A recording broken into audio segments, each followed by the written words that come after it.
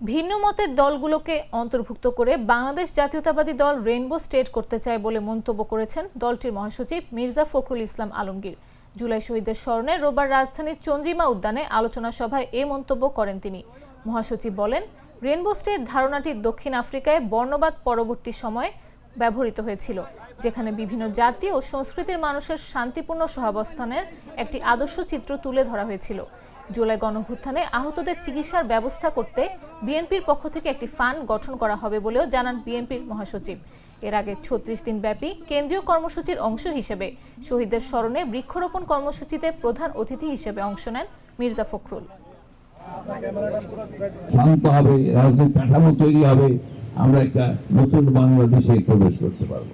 সেটা হচ্ছে যে রাজনীতি তো সহজ পথ নয়। গোলাপের পাপড়ি ছড়ানো থাকে না, এটা অনেক সমস্যা থাকে, সেটাই রাজনীতি। এটা হতাশ হওয়ার কিছু নেই। আমরা বিশ্বাস করি আপনার ভিন্ন মত থাকবে, বহুমাত্রিক মত থাকবে। কেউ গণতন্ত্রে বিশ্বাস করবে, কেউ সমাজতন্ত্রে বিশ্বাস করবে, কেউ আপনার ওয়েলফেয়ার স্টেটে বিশ্বাস করবে। সবগুলোকে মিলিয়ে আমরা একটা রেইনবো স্টেট, একটা রামধনুকে অনেকগুলো রং নিয়ে ওঠে সেরকম একটা রাষ্ট্র নির্মাণ করতে অনেক আগেই আমাদের দেশের এবং খালেদা সেই স্বপ্ন দেখেছিলেন। আমাদের ভাবমন্ত্রী জনগণ তারেক রহমান ৩১ দফা দিয়েছেন। সেই ৩১ দফার মধ্যে এই প্রতিটি কথা, আজকে যে সংস্কারের প্রশ্নটা উঠছে, সংস্কার যে প্রস্তাবগুলো আসছে, তার প্রত্যেকটি প্রস্তাব আমরা ২০২২ সালে দিয়েছি।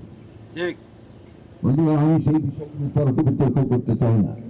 আমার কতজন শহীদ হয়েছেন, আমার কতজন নিহত হয়েছেন, আমরা কত ত্যাগ স্বীকার করেছি, কারা কি কাজ করেছি, এই বিতর্কে আমি যেতে চাই না। কারণ ওটা আমার কাছে মনে হয় এরকম স্বার্থপরতার একটা ব্যাপার আছে।